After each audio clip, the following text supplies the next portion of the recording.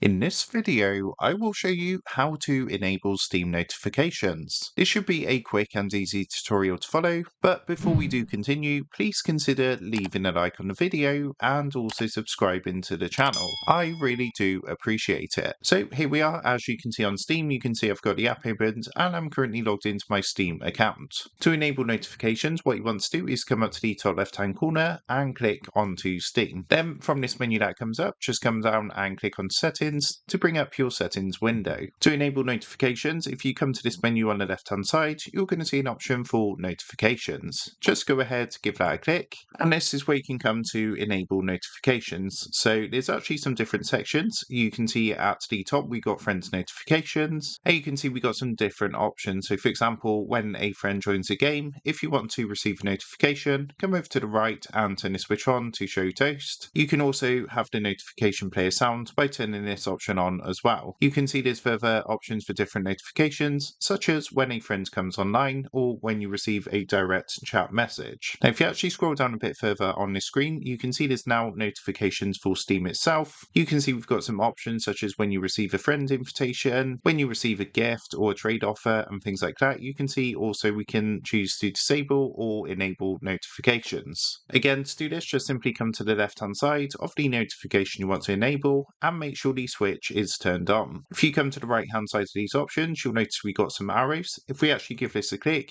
you can see we can specify whether to do this in just the Steam client or the mobile app or both, which again gives you further customization on what kind of notifications you want to enable and receive.